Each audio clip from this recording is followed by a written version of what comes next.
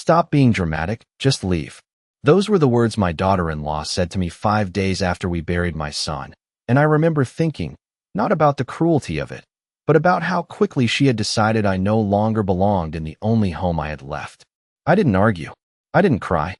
I just stood there at the end of the dining table, my hands resting lightly on the polished wood. Daniel had refinished himself 3 summers ago, and I waited for someone, anyone, to say something that would make it feel less final. No one did. The house was quiet in that particular way grief makes it, like every sound had been swallowed before it could reach the surface, and Ashley's voice, sharp and impatient, cut through it as if none of that mattered.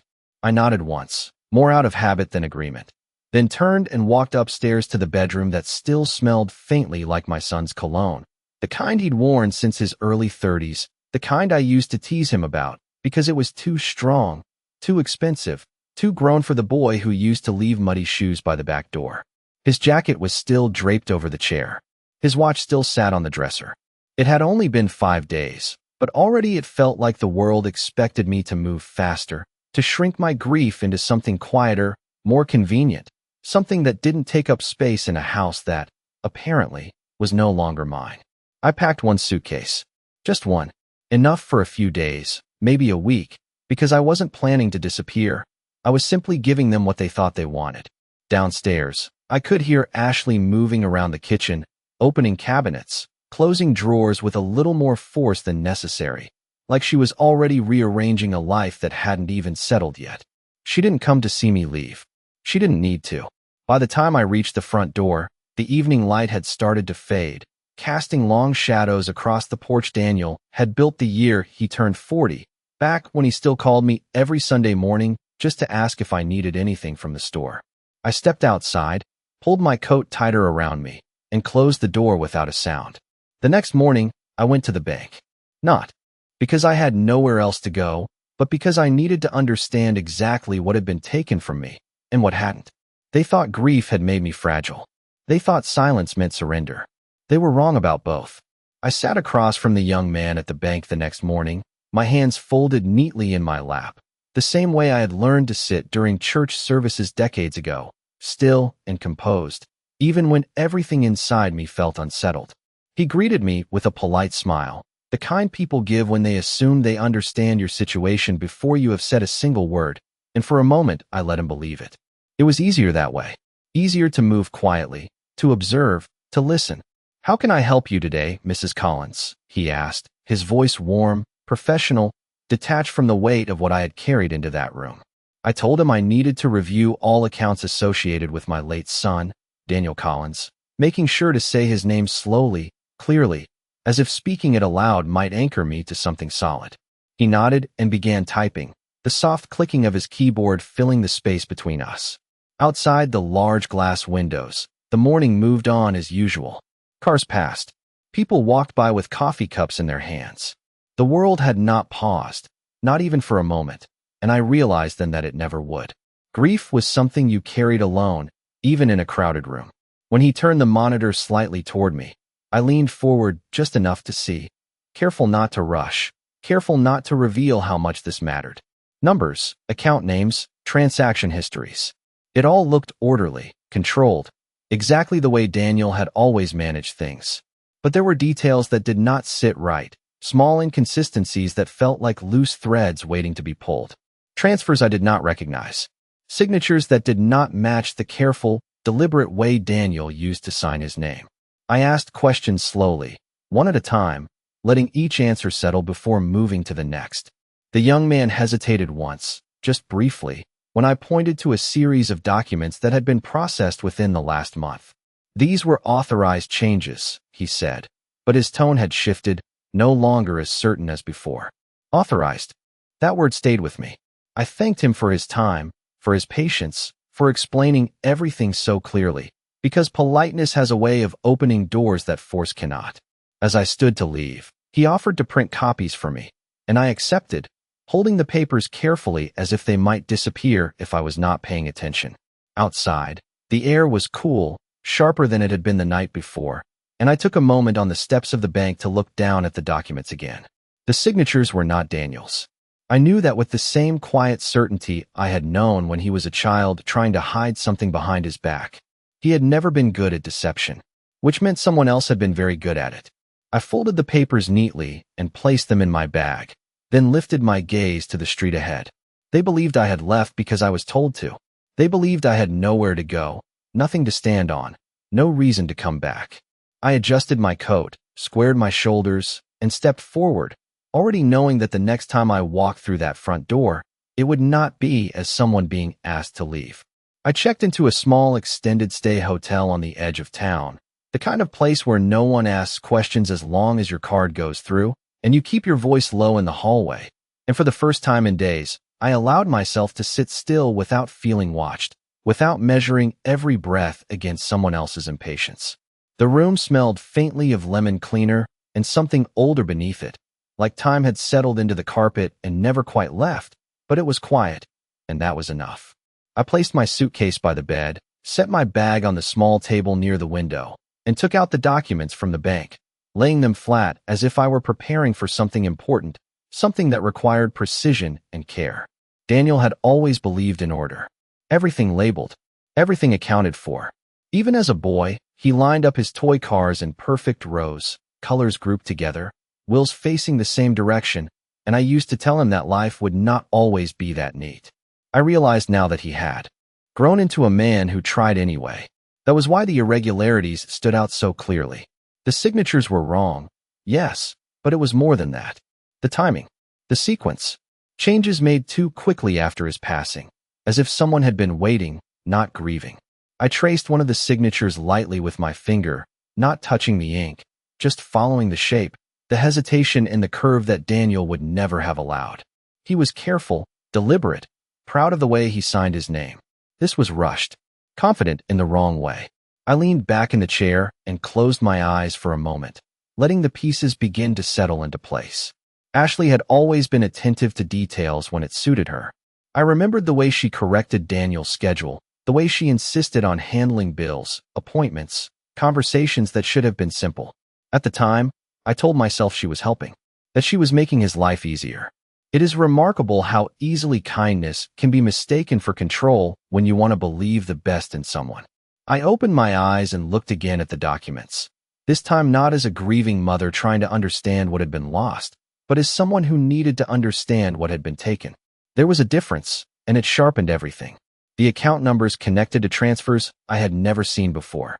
The authorization forms processed within days, not weeks. The subtle shifts that would go unnoticed by anyone who was not paying attention, by anyone who trusted without question. I reached for my phone and scrolled through old messages, stopping at one Daniel had sent me months ago, a simple reminder about a family dinner. Nothing unusual, except for the way he had added, "Do not worry about anything, Mom. I have everything handled."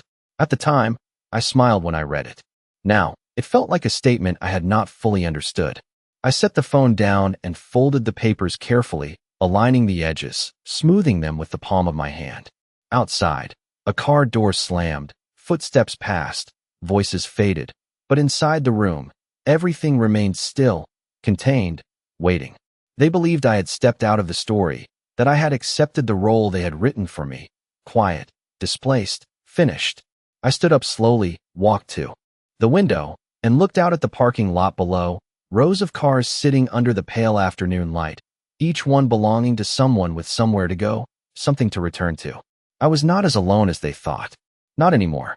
I turned back toward the table, toward the papers, toward the truth that was beginning to take shape, and for the first time since that night, I allowed myself a small, controlled breath that felt almost like certainty. I did not sleep much that night, not because the room was uncomfortable or unfamiliar, but because my mind had begun to arrange things in a way it had not done before, placing memories beside documents, words beside actions, until patterns started to emerge with a clarity that felt almost unsettling in its calmness. I woke before sunrise, the pale light just beginning to slip through the thin curtains, and for a moment I allowed myself to sit at the edge of the bed, hands resting on my knees, listening to the quiet hum of the building around me, distant footsteps, a door closing somewhere down the hall, life continuing in small, ordinary ways.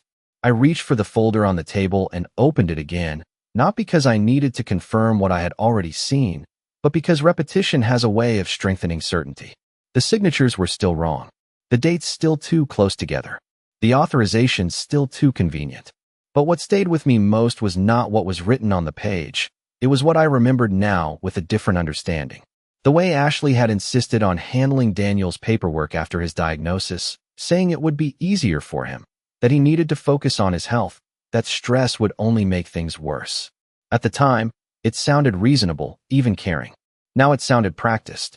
I stood up and walked to the small kitchenette, filling a glass of water and taking slow, measured sips, giving myself time to think without rushing toward a conclusion. Daniel had always been private about his finances, but not secretive. There is a difference.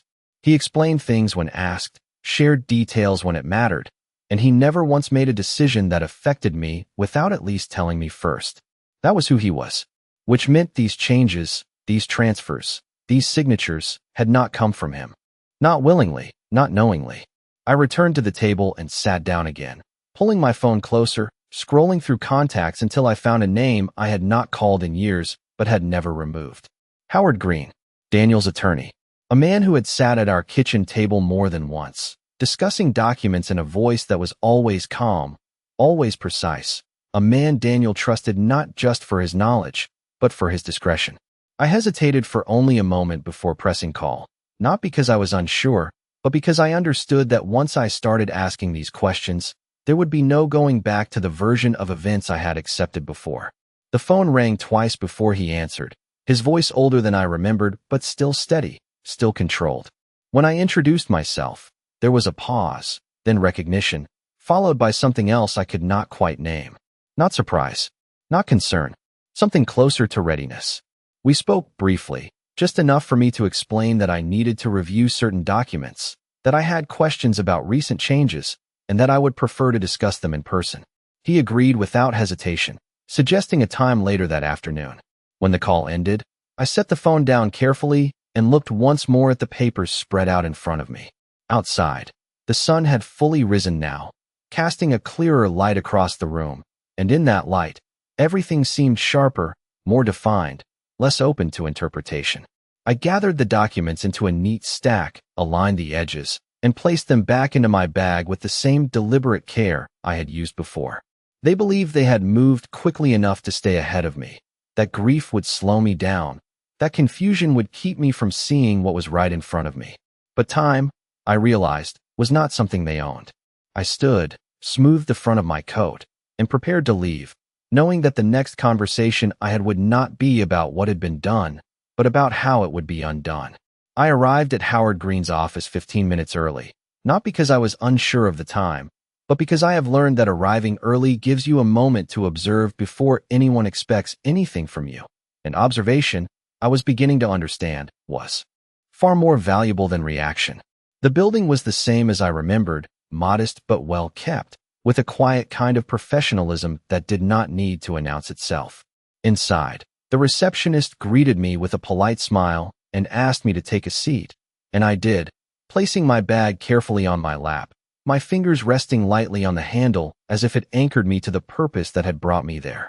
When Howard stepped into the waiting area, he recognized me immediately, his expression softening in a way that acknowledged both my loss and something else beneath it, something he had perhaps been expecting. "Margaret," he said, his voice steady, and I stood to meet him, noticing that while he had aged, the precision in his movements had not changed. In his office, the same wooden desk stood between us, the same neatly arranged files, the same quiet order that Daniel had always respected. I took the documents from my bag and placed them in front of him without explanation. He did not rush to speak. He adjusted his glasses, reviewed the first page, then the second, his brow tightening slightly, not in surprise, but in confirmation. That was when I knew. These were not executed by Daniel, he said finally, his tone calm but firm, and I felt something inside me settle, not relief, not yet, but clarity. I nodded once, allowing the silence to hold for a moment before asking the question that mattered. Can they be challenged? He leaned back slightly, folding his hands together, considering not whether it was possible, but how it would unfold. If what you are suggesting is accurate, he said, choosing each word carefully, then these changes were made without proper authorization, which means they can be disputed and likely reversed. Likely. It was not a promise, but it was enough. I watched as he gathered the papers into a neat stack, aligning them with the same care I had used earlier, and then he reached for a file drawer, pulling out a folder with Daniel's name on it. Seeing it there, untouched, preserved, made something shift inside me, a quiet recognition that not everything had been altered, not everything had been taken. Your son prepared documents before his condition worsened, Howard continued, opening the folder and scanning its contents.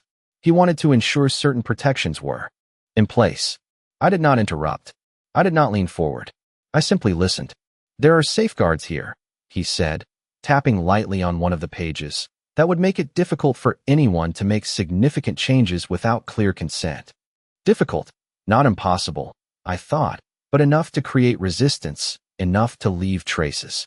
I understood then that what had been done was not clean, not careful in the way Daniel would have required, but rushed, opportunistic, dependent on the assumption that no one would look closely. That assumption, I realized, had been their first mistake.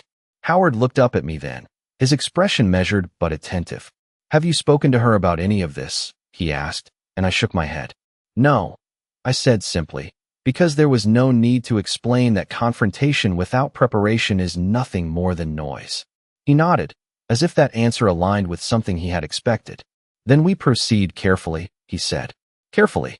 The words settled over the room with a quiet weight, not as a warning, but as a strategy. I rose from my chair slowly, gathering my bag, feeling the shift from uncertainty to intention take hold in a way that was steady, controlled, and unmistakable. As I stepped toward the door, I paused just long enough to meet his eyes. I am not here to argue, I said, my voice even, my posture unchanged. I am here to correct what should not have happened. And for the first time since I left that house, I felt not like someone who had been removed, but like someone who had stepped aside just long enough to return on her own terms.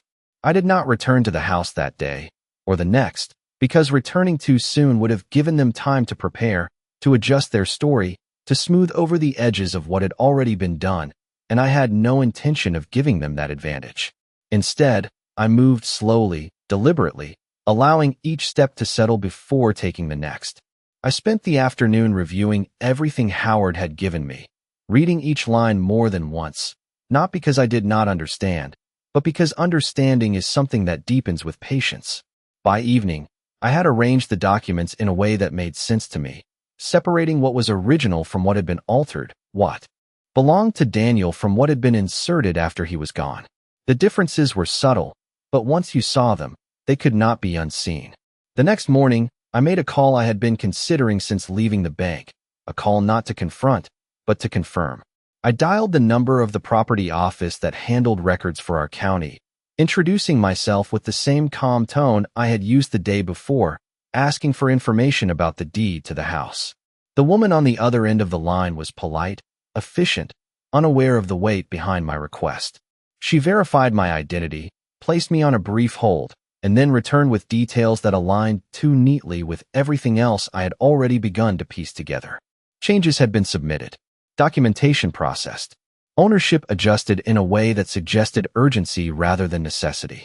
I thanked her, wrote down what I needed, and ended the call without allowing my voice to shift even slightly. When I set the phone down, I did not feel anger. Not yet. What I felt was something quieter, more controlled, a recognition that what had been done was not impulsive, not emotional, but planned, executed with the expectation that it would not be questioned. I stood by the window of the hotel room, watching as a delivery truck pulled into the parking lot below, the driver stepping out with practiced efficiency, moving from one task to the next without hesitation. There was something steady in that, something I recognized. I turned back toward the table and gathered the documents once more, placing them into my bag in a precise order, not for appearance, but for use. Each paper had a purpose now, each detail a place in the conversation that was coming. I knew where Ashley would be at that hour. She had always preferred late mornings, moving through the house slowly, coffee in hand, as if time would wait for her simply because she expected it to. I could picture it clearly, the kitchen counters, the light coming through the windows, the quiet assumption that everything was as she had left it.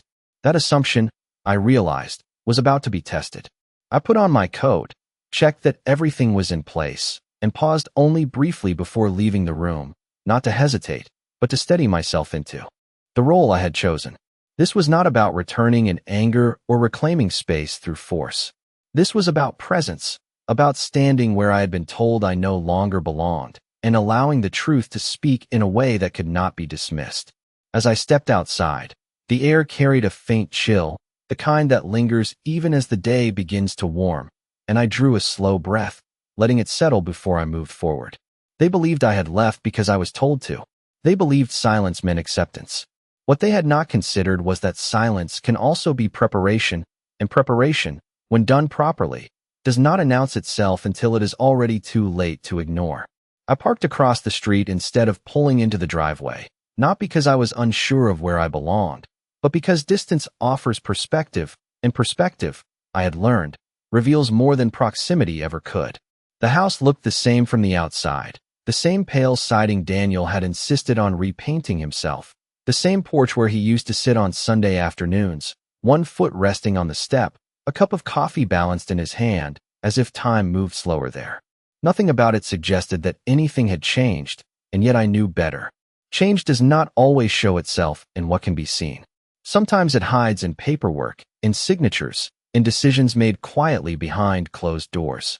I sat there for a moment longer than necessary, my hands resting on the steering wheel, not hesitating, but allowing the calm to settle fully before stepping into a space that had already tried to remove me. When I finally opened the car door, the sound was soft, almost swallowed by the stillness of the morning, and I crossed the street at an even pace, my coat drawn close, my bag held steady at my side. The front door was unlocked. That did not surprise me. Ashley had always trusted appearances, the idea that a closed door was enough to keep things contained. I stepped inside without knocking. The air carried the faint scent of fresh coffee, and somewhere deeper in the house, I could hear the low hum of a television, the kind of background noise people use when they do not want to sit with silence. She was in the kitchen, just as I expected, standing by the counter with her back partially turned, one hand resting on the edge as she scrolled through her phone with the other. For a moment, she did not notice me, and in that brief space, I saw something I had not allowed myself to see before, not grief, not even discomfort, but ease, a quiet assumption that everything was exactly as it should be. When she finally looked up, the shift in her expression was immediate, not shock, not fear, but irritation, as if my presence was an inconvenience rather than a return. "You came back," she said, her tone flat, controlled, and I nodded once, placing my bag gently on the table Daniel had built, the same table where I had stood days earlier, listening to her words without response. "I did," I replied, my voice even, my posture unchanged. She set her phone down slowly, her gaze sharpening, measuring, calculating. "I thought we were clear," she continued, her hand making a small dismissive gesture, the same gesture she had used before, as if repeating it would make it more final. I did not respond to the gesture. I reached into my bag and removed the first document, placing it on the table between us with deliberate care. The sound of the paper against the wood was soft, but it carried enough weight to shift the space between us. "We were not finished," I said, not raising my voice, not changing my tone, but allowing the words to settle with a certainty that did not invite interruption. Her eyes flicked down to the paper, then back to me, and for the first time, there was something different there, not yet understanding, but the beginning of it. I did not rush. I did not explain. I simply placed another document beside the first, then another, aligning them carefully, each one positioned with intention. The kitchen felt smaller then, not because the walls had moved, but because the space between what she believed and what was now in front of her had begun to close. She straightened slightly, her earlier ease slipping just enough to be noticeable, and I recognized that moment for what it was, not victory, not yet, but the first fracture in a story she had been telling herself. I rested my hands lightly on the table, not to steady myself, but to claim the space in a way that required no permission, and when I finally met her gaze again, I did not see the same certainty reflected back. I saw calculation, yes, but also something else, something quieter, something that had not been there before. The realization that I had not come back to argue. I had come back to show her exactly what she had overlooked. She did not touch the papers at first, as if refusing to acknowledge them might somehow undo their presence. Her fingers resting lightly on the edge of the counter, while her eyes moved quickly from one document to the next, searching for something familiar, something she could dismiss. "What is this supposed to be?" she asked, her voice still carrying that same sharp edge, but there was a subtle shift beneath it now, a tension that had not been there before. I did not answer immediately. Instead, I reached for the top page and turned it slightly toward her, aligning it so the signature was clearly visible, the difference unmistakable even to someone who had never paid attention to such things before. "Look closely," I said, my tone calm, measured, not instructing but inviting, because sometimes the most effective way to reveal the truth is to let someone see it for themselves. She leaned forward just enough to glance at it, her expression tightening for a fraction of a second before she straightened again, too quickly, as if correcting herself.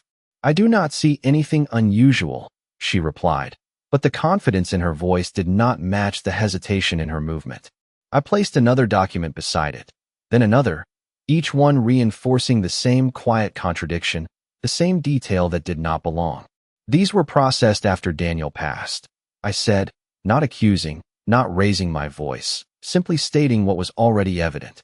She crossed her arms then, a defensive gesture she had always used when she wanted to create distance, to place herself above whatever was being said.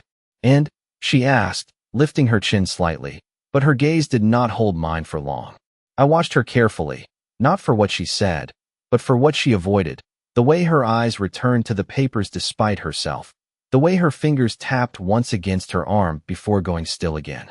"And Daniel did not sign these," I continued, letting the words settle slowly, giving them space to be heard without force. The room felt different now, the quiet no longer empty but filled with something unspoken, something that had begun to shift beneath the surface. She let out a small breath, almost a laugh, but it lacked the ease it would have carried before. "You are making assumptions," she said, though her voice had lowered slightly, losing some of its earlier certainty. I did not respond to the accusation. Instead, I reached into my bag and placed one final document on the table, this one different from the others, its edges older, its presence steadier. "This is the original," I said, my hand resting lightly beside it, not claiming it, but anchoring it in place. Prepared before his condition worsened. Her eyes moved to it immediately, and this time, she did not look away as quickly. I could see the calculation there, the quiet recognition that the pattern she had relied on was beginning to unravel, thread by thread. "You should have stayed out of this," she said after a moment, but the words sounded thinner now, less like a command and more like a reaction. I met her gaze without shifting, without raising my voice, without offering anything she could push against. "I did," I replied simply, until I understood what was being done. The silence that followed was no longer neutral. It carried weight, consequence, the beginning of something neither of us needed to name yet. She turned slightly, as if considering stepping away, but did not move, her position caught between retreat and resistance. I did not press further. I did not need to. The documents were enough. The truth, once seen, does not require repetition. It only requires time to take hold, and I had already learned that time, when used correctly, does more than any argument ever could.